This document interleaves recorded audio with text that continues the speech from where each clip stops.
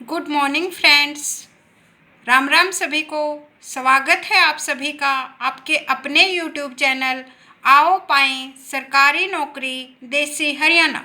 Friends, इस channel पर हमारी हरियाणा जीके के इम्पोर्टेंट क्वेश्चन की एक सीरीज चल रही थी, जिसकी आज ये तीसरी वीडियो है। अगर आपने पहले की वीडियोज ना देखी हो तो डिस्क्रिप्शन में उनका लिंक दिया गया है, तो जाकर ज़रूर देखिए। सारे ही क्वेश्चन बहुत इंपॉर्टेंट है फ्रेंड्स, जो बहुत बार एग्जाम में आ भी चुके हैं और उनकी आने की पॉसिबिलिटी भी उतनी ही ज़्यादा है।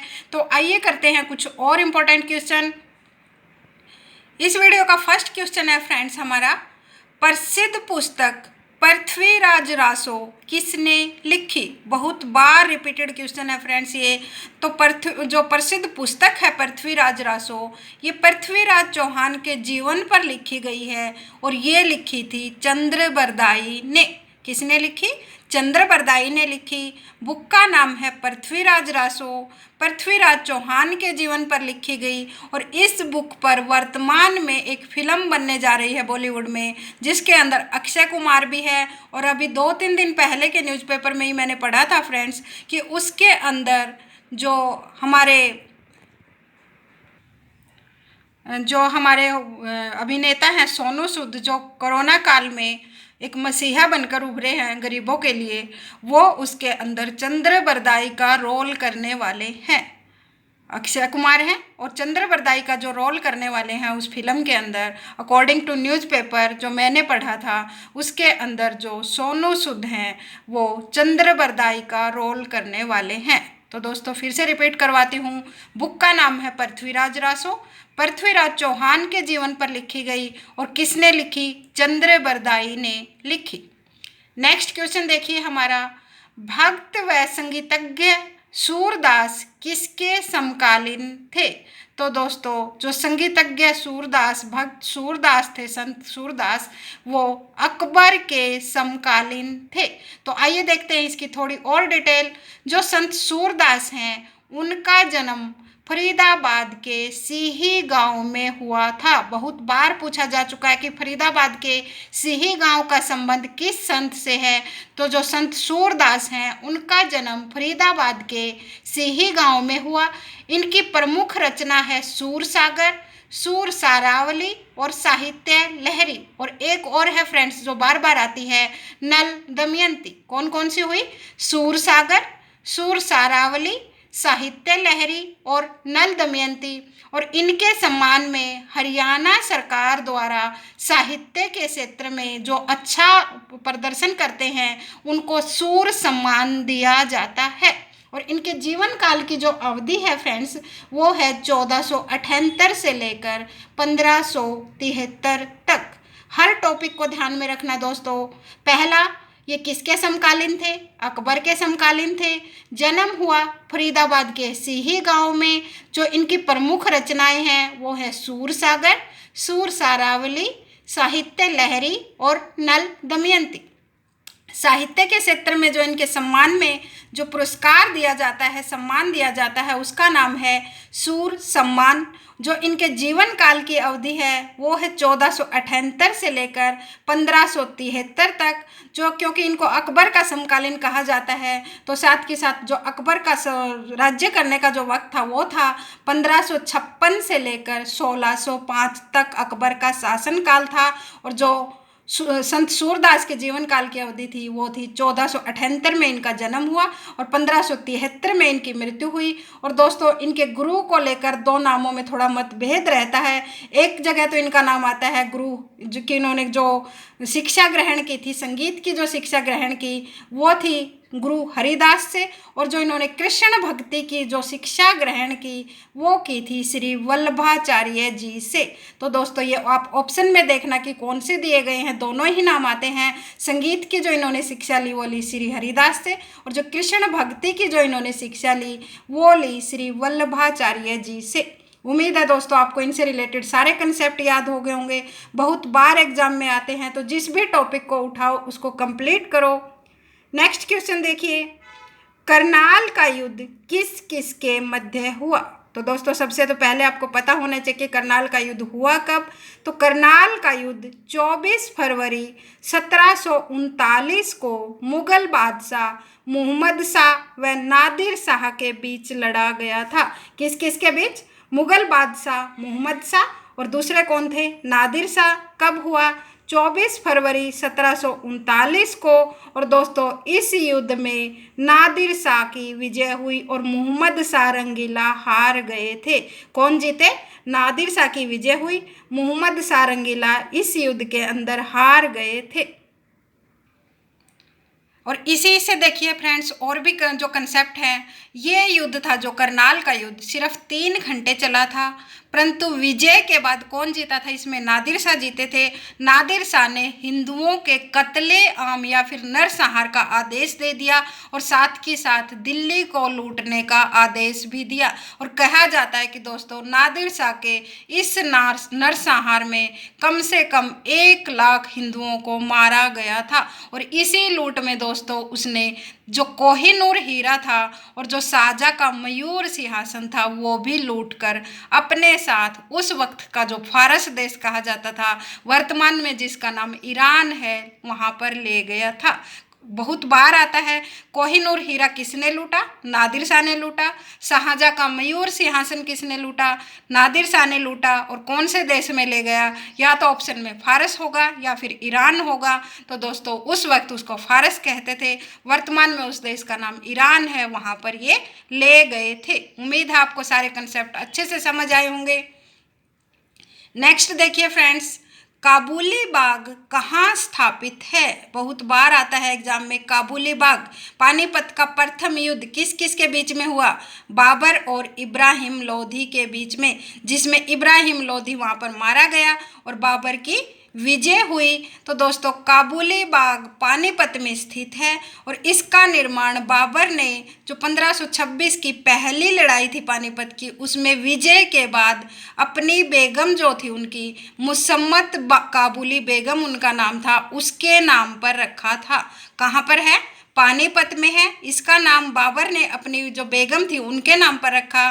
बेगम का नाम था मुसम्मत काबुली बेगम। और यही नहीं दोस्तों, काबुली बाग बहुत बार आ चुका है।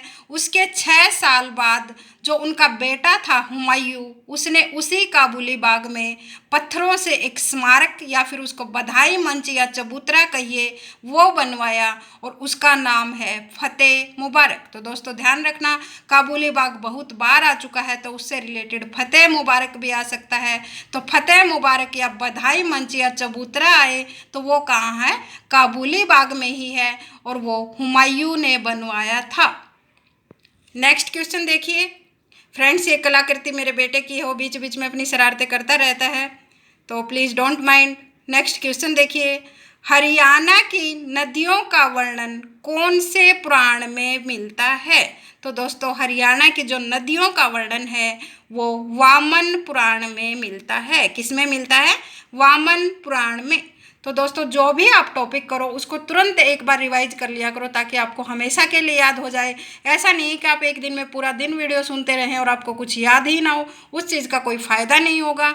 जितना करो अच्छे से करो ताकि आप एग्ज़ाम में अच्छे से मेरिट में अपनी जगह बना पाओ। नेक्स्ट क्वेश्चन देखिए फ्रेंड्स, हरियाणा की जानकारी कौन से बौद्ध ग्रंथों से मिलती है? दोस्तों यहाँ पर बौद्ध ग्रंथ पूछे हैं, ध्यान से पढ़ना। और बौद्ध ग्रंथ वो जिनमें हरियाणा की जानकारी मिलती है वो हैं मंझिम निकाय और दिव्यावदान। कौन कौन से हैं बौद्ध ग्रंथ? मंझिम निकाय और दिव्यावदान। बहुत बार ऐसे आता है फ्रेंड्स कि कुछ जैन ग्रंथ और कुछ बौद्ध ग्रंथों को मिक्स कर दिया जाता है। उनमें से या तो ये पूछा जाता है कि जैन ग्रंथ कौन सा है, या फिर उनमें से पूछा जाता है ये बौद्ध ग्रंथ कौन सा है। तो थोड़ा ध्यान रखिए, बौद्ध ग्रंथ हैं मंझिम निकाय और दिव्यावदान। और इनमें से जो दिव्यावदान ग्रंथ है फ्रेंड्स, उसमें से अग्रोहा का वर्णन मिलता है। और साथ के साथ एक और देखिए, एक और है बौद्ध ग्रंथ पंप चसूदनी। इससे पता चलता है कि महात्मा बुद्ध हरियाणा के कई स्थानों पर आए थे या उन्होंने भ्रमण किया था। किससे पता चलता है कि महात्मा बुद्ध हरियाणा में आए थे, कई स्थानों का भ्रमण किया? वो चलता हमें पता पंपचसूदनी से। कौन कौन से ग्रंथ हैं? मंजीम निकाय, दिव्यावदान और पंपचसूदनी, ये सारे के सारे बौद्ध धर्म से रिलेटेड हैं। और इसके साथ साथ जैन ग्रंथ भी देखिए, जो इन कई बार मिक्स करके पूछ लिए जाते हैं। जैन ग्रंथ हैं कथाकोश और भद्रबाहु चरित। कथाकोश और भद्रबाहु चरित। नेक्स्ट क्वेश्चन देखिए, जाट गजट का प्रकाशन किस वर्ष हुआ? तो दोस्तों सबसे पहले तो आपको पता होना चाहिए कि जाट गजट जो समाचार पत्र था वो किसका था? सर छोटू राम का। तो जाट गजट का जो प्रकाशन था वो 1916 में रोहतक से हुआ और ये उर्दू साप्ताहिक पत्र था। बहुत बार इसकी भाषा पूछी जाती है, बहुत बार पूछा जाता है कि ये साप्ताहिक था कि मासिक था, और इसका जो प्रकाशन का साल है वो पूछा जाता है। ये पूछा जाता है किसने इसका प्रकाशन किया और कौन से शहर से किया। तो हर कंसेप्ट को ध्यान में रखिए। जाट गजट था, उसका प्रकाशन 1916 में रोहतक से हुआ। ये उर्दू का पत्र था और साप्ताहिक समाचार पत्र था। थोड़ा सा सर छोटूराम के बारे में डिटेल देखिए। जो सर छोटूराम का जन्म है वो 24 नवंबर 1881 को रोहतक के गढ़ी सापला गांव में हुआ था। 24 नवंबर 1881 को इनका जन्मदिन भी पूछा जाता है, ध्यान रखना कब हुआ? 24 नवंबर 1881 को रोहतक के गढ़ी सापला में हुआ, जिसका वर्तमान में नाम छोटूराम नगर रख दिया गया है। और इन्होंने वकालत की पढ़ाई आगरा विश्वविद्यालय से की थी। कहाँ से की वकालत की पढ़ाई? आगरा विश्वविद्यालय से। 1923 में इन्होंने मुस्लिम नेता फजली हुसैन के साथ मिलकर यूनियनिस्ट पार्टी का गठन किया। लोकप्रिय बनाने के लिए जमींदारी लीग की स्थापना की थी 1923 में। किसके साथ मिलकर? मुस्लिम नेता फजली हुसैन के साथ मिलकर यूनियनिस्ट पार्टी को लोकप्रिय बनाने के लिए जमींदारी लीग की स्थापना कब की? 1923 में। 1937 में इनको सर की उपाधि मिली और 1938 था 1938, इसमें इन्होंने मार्केटिंग बोर्ड का गठन किया था। सारे के सारे साल याद रखना दोस्तों। 1881 में जन्म हुआ, वकालत की पढ़ाई आगरा विश्वविद्यालय से की। 1923 में इन्होंने जमींदारी लीग की स्थापना की। 1937 में सर की उपाधि मिली। 1938 में इन्होंने मार्केटिंग बोर्ड का गठन किया और इसके साथ साथ इनको किसानों का मसीहा या गरीबों का मसीहा या फिर रहबरे आजम भी कहा जाता है। क्या कहा जाता है? किसानों का मसीहा, गरीबों का मसीहा या फिर रहबरे आजम। और दोस्तों 1945 में इनकी मृत्यु हो गई थी। सारे के सारे कंसेप्ट ध्यान रखना ताकि आपका कोई भी नंबर ना कट पाए। नेक्स्ट क्वेश्चन देखिए, हरियाणा में शीतकाल में औसत तापमान कितना रहता है? दोस्तों पूछा गया है हरियाणा में जाड़ा में कितना तापमान रहे। तो दोस्तों थोड़ा सा ध्यान रखिए, हरियाणा का नॉर्मल टेम्परेचर पूछा गया है सर्दियों के दौरान का। तो हरियाणा में जो सर्दियों के दौरान या शीतकाल में जो नॉर्मल जो औसतन टेम्परेचर रहता है वो है 12 डिग्री सेल्सियस। अपनी मत चलाना, HSSC की मान लेना ताकि आप पास हो जाओ। नेक्स्ट क्वेश्चन देखो, मार्कंडा नदी का प्राचीन नाम क्या है? बहुत बार एग्जाम में आया। मार्कंडा नदी का प्राचीन नाम है अरुणा नदी। और दोस्तों अरुणा नदी की थोड़ी डिटेल देखिए। यह नदी हिमाचल प्रदेश के धरतीधर नामक स्थान से निकलकर हरियाणा में काला अम्ब नामक जगह से प्रवेश करती है। कहाँ से निकली? हिमाचल प्रदेश के धरतीधर नामक जगह से निकली, हरियाणा में काला अम्ब से प्रवेश किया और यह नदी कैथल, अम्बाला व कुरुक्षेत्र जिलों में प्रभावित होती है या बहती है और लास्ट के अंदर अनंत या फिर लास्ट में सरस्वती नदी में मिल जाती है। किस में मिल जाती है? मार्कंडा नदी लास्ट में, अरुणा नदी इसका प्राचीन कालीन नाम है और लास्ट में ये सरस्वती नदी से मिल जाती है। और मार्कंडा नदी की प्रमुख सहायक नदी बहुत बार पूछी जाती है, वो कौन सी है? टांगरी नदी। नेक्स्ट क्वेश्चन देखिए, स्वतंत्रता के पश्चात सबसे पहले पृथक हरियाणा की आधिकारिक मांग किसने उठाई? दोस्तों पूछा गया है, जब भारत आज़ाद हो गया, वैसे मांग तो बहुत पहले से उठ रही थी, बार बार उठाई जा रही थी, लेकिन जो आधिकारिक मांग थी स्वतंत्रता के बाद हरियाणा को अलग करने की, वो सबसे पहले किसने उठाई? वो उठाई थी पंजाबी नेता तारा सिंह जी के द्वारा। किसने उठाई? तारा सिंह ने। नेक्स्ट क्वेश्चन देखिए, फजल अली आयोग का गठन कब किया गया? दोस्तों बहुत बार एग्जाम में आया है, कितने सारे एग्जाम में आ चुका है ये क्वेश्चन। फजल अली आयोग का गठन 29 दिसंबर 1953 को किया गया था। और किस लिए किया गया था?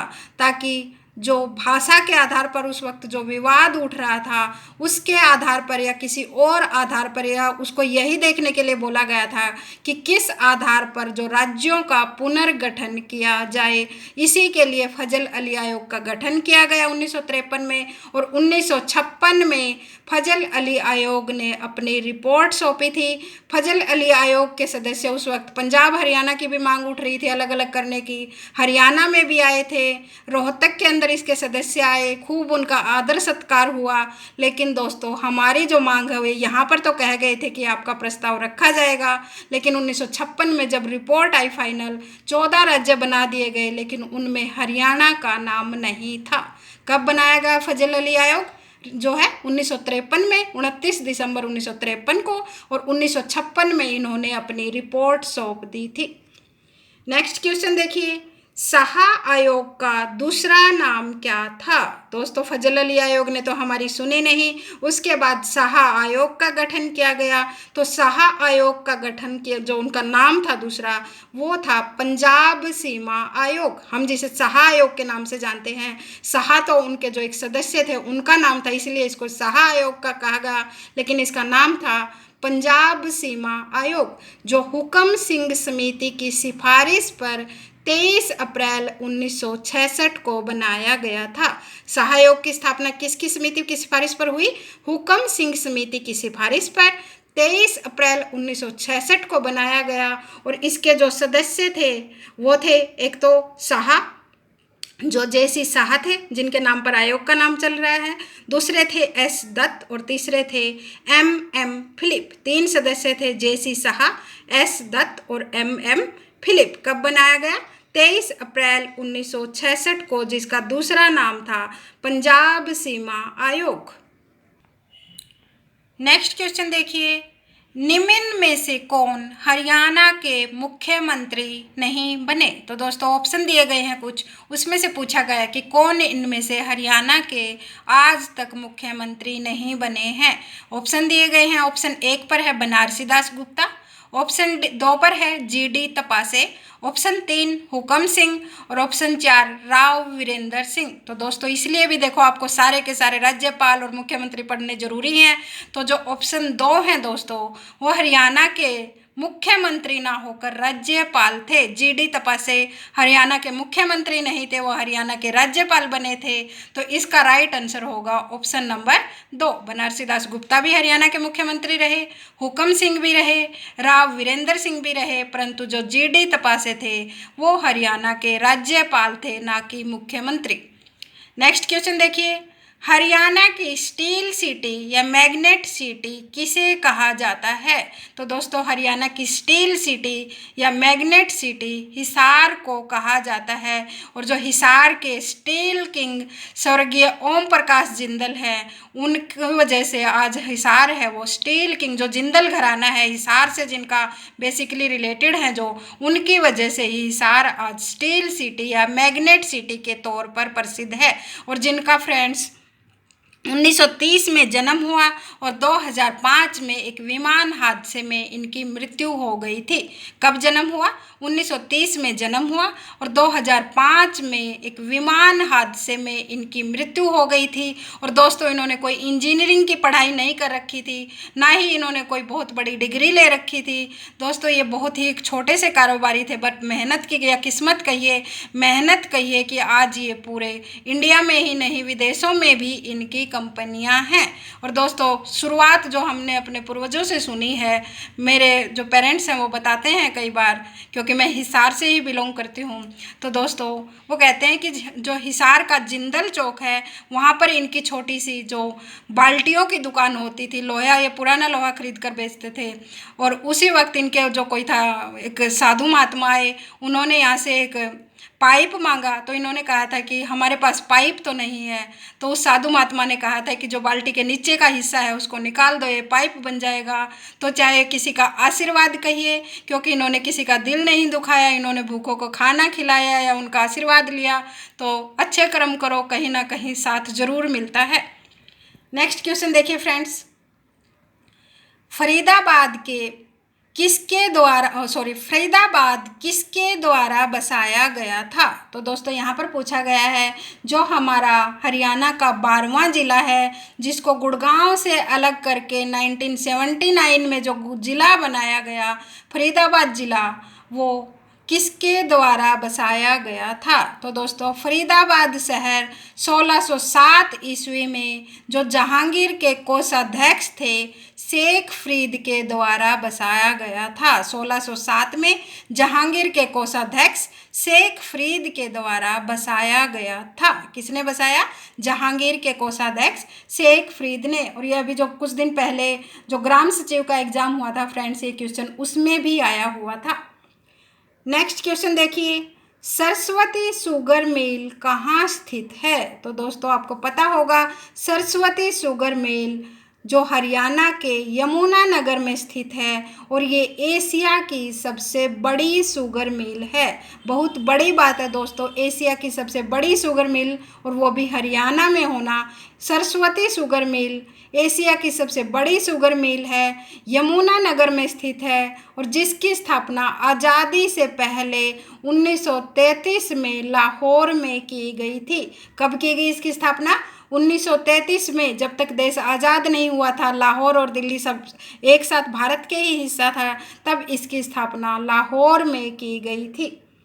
नेक्स्ट क्वेश्चन देखिए, हरियाणा में छठी नृत्य महिलाओं द्वारा कब किया जाता है? तो दोस्तों जो छठी नृत्य होता है वो आई थिंक सभी को पता होगा, गांव में रहने वाले बच्चों को तो बिल्कुल पता होगा कि छठी नृत्य है वो कब किया जाता है। वो बच्चे के जन्मदिन के छठे दिन किया जाता है। गाँव में आपने सुना हो कि आज छठी गाँव हैं, वही होता है छठी नृत्य। नेक्स्ट क्वेश्चन देखिए, हरियाणा के स्वांग थिएटर स्वरूप किसके संस्थापक हैं? या फिर कहो हरियाणा के स्वांग थिएटर का जो संस्थापक है वो किसे कहा जाता है? ऑप्शन दिया गया है, दीपचंद बहमन, किशन लाल भट्ट, अली बख्श या फिर पंडित लक्ष्मी चंद। तो दोस्तों हरियाणा में स्वांग या फिर सांग थिएटर कहिए या फिर सांग परंपरा की शुरुआत करने वाले जो थे, संस्थापक जो थे, वो कौन थे? किशन लाल भट्ट। और इनका संबंध कहाँ से है? मेरठ से है। किसने की हरियाणा में सांग परंपरा की शुरुआत? किशन लाल भट्ट ने की, और इनका संबंध मेरठ से है। इसी की थोड़ी सी और डिटेल देखिए, किशन लाल भट्ट को हरियाणा में सांग थिएटर के जनक या संस्थापक के रूप में जाना जाता है। इनका संबंध कहाँ से है? मेरठ से है। अब इनकी भी डिटेल देखिए फ्रेंड्स, दीपचंद बहमन को हरियाणा का कालिदास या फिर शेक्सपियर कहा जाता है। हरियाणा का कालिदास पूछा जाए या फिर शेक्सपियर पूछा जाए तो वो कौन है? दीपचंद बहमन। और पंडित लक्ष्मी चंद को हरियाणा का सूर्य कवि या फिर हरियाणा के तानसेन कहा जाता है। हरियाणा के सूर्य कवि आए या फिर तानसेन आए तो कौन होंगे? पंडित लक्ष्मी चंद। और हरियाणा के कालिदास या फिर शेक्सपियर आए तो कौन है? दीपचंद बहमन। नेक्स्ट क्वेश्चन देखिए, अल्हड़ बीकानेरी खालिस्तान के जाने माने हिंदी व उर्दू कवि थे। तो दोस्तों जो अल्हड़ बीकानेरी हैं वो उनके लिए ऑप्शन दिए गए हैं कि वो कौन से तरह की कविताएं लिखते थे। उर्दू में जो कवि थे वो श्रृंगार रस की लिखते थे, हास्य रस की लिखते थे, या फिर शांत रस की, या फिर इनमें से कोई नहीं। तो जो अल्हड़ बीकानेरी की पहचान है हरियाणा में, वो किसके तौर पर है? एक हास्य कवि के तौर पर है। तो वो कौन सी कविताएं लिखते थे? हास्य रस की कविताएं लिखते थे, जिसमें हंसी मजाक होता था, हंसी ठिठोली होती थी। वही थे अल्हड़ बीकानेरी, जो उर्दू और हिंदी के जाने माने कवि थे। नेक्स्ट क्वेश्चन देखिए, वर्तमान में हरियाणा के कितने वन्य जीव अभयारण्य हैं? तो दोस्तों पूछा गया है हरियाणा में वर्तमान में कितने वन्य जीव अभयारण्य हैं। तो HSSC के अकॉर्डिंग हमारे हरियाणा में वर्तमान में 8 वन्य जीव अभयारण्य हैं। 8 वन्य जीव अभयारण्य हैं, 2 राष्ट्रीय उद्यान हैं और 2 संरक्षण रिजर्व भी हैं। अलग अलग देखिए फ्रेंड्स, 8 वन्यजीव अभयारण्य, 2 राष्ट्रीय उद्यान और जो 2 हैं वो संरक्षण रिजर्व भी हैं। तो आइए, टॉपिक आया है तो इन सबको 8 की डिटेल भी देखिए। पहला जो वन्यजीव अभयारण्य है फ्रेंड्स, देखिए खोल ही रहतान वन्य जीव अभयारण्य कहाँ पर स्थित है? पंचकूला में, और जो 2004 में बनाया गया। फिर से देखिए, खोल ही रहतान वन्य जीव अभयारण्य कहाँ पर है? पंचकूला में है, 2004 में बनाया गया। नंबर 2 पर है भिंडावास वन्यजीव अभयारण्य, झज्जर में है और जो 2009 में बनाया गया, और ये पक्षी अभयारण्य के तौर पर भी जाना जाता है। भिंडावास वन्यजीव अभयारण्य कहाँ पर है? झज्जर में है, 2009 में बनाया गया और पक्षी अभयारण्य के तौर पर भी जाना जाता है। और इसके साथ साथ दूसरा देखिए, एक भिंडावास, दूसरा है खापड़वास वन्यजीव अभयारण्य, जो इससे भी पहले 1991 में बनाया गया था। वो भी कहाँ है? झज्जर में ही है। झज्जर में 2 वन्यजीव अभयारण्य है, एक भिंडावास और दूसरा है खापड़वास। इनमें से पुराना पूछा जाए तो कौन सा है? खापड़वास, वो बनाया गया था 1991 में, और जो भिंडावास है वो बनाया गया था 2009 में, और इसको पक्षी अभयारण्य भी कहते हैं। नेक्स्ट देखिए, कलेसर वन्यजीव अभयारण्य जो हरियाणा का सबसे बड़ा वन्यजीव अभयारण्य है, जिसका क्षेत्रफल है 11,570, और ये 2003 में यमुनानगर में बनाया गया था। कौन सा? कलेसर वन्यजीव अभयारण्य हरियाणा का सबसे बड़ा वन्यजीव अभयारण्य बोला जाता है, जिसका क्षेत्रफल बताया गया है 11,570 एकड़ और 2003 में बनाया गया था। नेक्स्ट देखिए, 5वें नंबर पर ये है नाहर वन्यजीव अभयारण्य, जो रेवाड़ी में है, 1987 में बनाया गया। नंबर 6 पर है बीर शिकारगढ़ वन्यजीव अभयारण्य, जो पंचकूला में है, 1975 में बनाया गया। और नंबर 7 पर है फ्रेंड्स छिलछिला वन्यजीव अभयारण्य, जो कुरुक्षेत्र में है, सबसे छोटा है। हरियाणा का सबसे छोटा वन्यजीव अभयारण्य पूछा जाए तो कौन सा है? छिलछिला वन्यजीव अभयारण्य, जो सिर्फ 29 हेक्टेयर में है। सबसे बड़ा कौन सा है? कलेसर वन्यजीव अभयारण्य, जो 11,570 एकड़ में है। सबसे छोटा छिलछिला वन्यजीव अभयारण्य, जो कुरुक्षेत्र में है, 29 हेक्टेयर में है। और दोस्तों, अबूब शहर वन्यजीव अभयारण्य, मैंने काफ़ी सारी बुक्स में इसको भी हरियाणा का सबसे बड़ा पढ़ा है, परंतु जो रिकॉर्ड के अनुसार है फ्रेंड्स, इसका क्षेत्रफल है 11,530 एकड़ में है और ये सिरसा में स्थित है। अबूब शहर वन्यजीव अभयारण्य सिरसा में स्थित है। क्षेत्रफल है 11,530 और जो वन्यजीव कलेसर है, जो सबसे बड़ा कहा जाता है, उसका है 11,570 एकड़। तो दोस्तों, उम्मीद है आपको हरियाणा के 8 वन्यजीव अभयारण्य याद हो गए होंगे। एक बार फिर से रिपीट करती हूँ। खोल ही रहतान वन्यजीव अभयारण्य, भिंडावास वन्यजीव अभयारण्य, खापड़वास वन्यजीव अभयारण्य, कलेसर वन्यजीव अभयारण्य, नाहर वन्यजीव अभयारण्य, बीर शिकारगढ़ वन्यजीव अभयारण्य, छिलछिला वन्यजीव अभयारण्य और अबूब शहर वन्यजीव अभयारण्य। तो उम्मीद है आपको सारे के सारे कंसेप्ट बहुत अच्छे से समझ आए होंगे।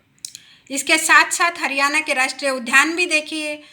हरियाणा में 2 राष्ट्रीय उद्यान हैं। एक है कलेसर राष्ट्रीय उद्यान, जो यमुनानगर में है, जिसका क्षेत्रफल है 4,682.32 हेक्टेयर। कितना? 4,682.32 हेक्टेयर यमुनानगर में है और 2003 में स्थापित किया गया। इनकी डिटेल भी बहुत बार पूछी जाती है कभी दोस्तों, फिर जब प्रॉपर टॉपिक होगा तब बताएंगे कि ये किस चीज़ के, जैसे साल के पेड़ों के लिए या फिर जो इसके पक्षी पूछे जाते हैं उनके लिए बहुत जो इनमें पूछा जाता है कि किस लिए फेमस हैं, तो थोड़ा ध्यान रखिए। नेक्स्ट है जो दूसरा वन्यजीव अभयारण्य है वो है सुल्तानपुर राष्ट्रीय उद्यान, जो गुड़गांव या गुरुग्राम के सुल्तानपुर में ही स्थित है और जो इसका क्षेत्रफल है वो है 142.52 हेक्टेयर। सुल्तानपुर राष्ट्रीय उद्यान गुरुग्राम के सुल्तानपुर में ही स्थित है और इसका जो क्षेत्रफल है वो है 142.52 हेक्टेयर। और दोस्तों 1989 में राष्ट्रीय उद्यान बनने से पहले ये सिर्फ एक पक्षी विहार था। राष्ट्रीय उद्यान कब बना? 1989 में, और इसकी स्थापना की गई थी 1971 में। 1971 से 1989 तक ये सिर्फ एक पक्षी विहार था। 1989 में इसको राष्ट्रीय उद्यान का दर्जा दिया गया। और दोस्तों इसको जो संस्था जो इसको बनाने का श्रेय जाता है सबसे ज़्यादा, वो डॉक्टर सलीम अली पक्षी विहार को जाता है। सॉरी दोस्तों, डॉक्टर सलीम अली को जाता है, जो एक बहुत ही बड़े पक्षी विज्ञानी थे और उनके प्रयासों से ही इसको जो राष्ट्रीय उद्यान का दर्जा मिला था। और दोस्तों इस उद्यान को जो दूसरा नाम है वो कहा जाता है डॉक्टर सलीम अली पक्षी विहार, जिसके प्रयासों से ये राष्ट्रीय उद्यान बना। और दूसरा यहाँ का मुख्य जो मेन क्वेश्चन आता है बहुत बार दोस्तों, यहाँ सर्दियों में साइबेरियन सारस नामक पक्षी आते हैं। साइबेरिया से सारस नामक पक्षी आते हैं और ये राज्य का सबसे प्रमुख इको पार्क भी है। सारे कंसेप्ट ध्यान रखना, साइबेरियन सारस आते हैं, सर्दियों में आते हैं और ये राज्य का सबसे प्रमुख इको पार्क है। और इसके साथ साथ दोस्तों जो हरियाणा के 2 संरक्षण रिजर्व हैं वो भी देखिए। एक तो है कैथल का सोनसर वन या फिर सरस्वती वन्यजीव अभयारण्य, जो 29 जुलाई 1988 को बनाया गया था। हरियाणा का संरक्षण रिजर्व पहला सोनसर वन या फिर सरस्वती वन्यजीव अभयारण्य, जो कैथल में स्थित है और 29 जुलाई 1988 को बनाया गया था। और दूसरा वाला जो संरक्षण रिजर्व है हरियाणा का वो है बीरबारा वन्यजीव अभयारण्य, और ये कहाँ है फ्रेंड्स? जींद में है। अगर आपने जींद में रहने वालों से किसे सुना हो तो इस बीरबारा को वहाँ कहते हैं बणी, कि वो बणी में जा रखा है। तो वहाँ पर दोस्तों ये वन्यजीव अभयारण्य है, संरक्षित क्षेत्र है, सरकार के अंडर है और ये जींद में स्थित है। उम्मीद है आपको संरक्षण रिजर्व से रिलेटेड जो या फिर पक्षी अभयारण्य से रिलेटेड, हरियाणा के वन्यजीव अभयारण्य से रिलेटेड सारे कंसेप्ट याद हो गए होंगे। हर एग्जाम में एक ना एक क्वेश्चन आता है फ्रेंड्स, ध्यान रखना। नेक्स्ट क्वेश्चन देखिए, हरियाणा के प्रथम गैर कांग्रेसी मुख्यमंत्री कौन थे? तो दोस्तों ऑप्शन दिए गए हैं, चौधरी देवीलाल, चौधरी बंसीलाल, पंडित भगवत दयाल शर्मा और राव वीरेंद्र सिंह। तो दोस्तों जो गैर कांग्रेसी हरियाणा के पहले मुख्यमंत्री बने वो कौन थे?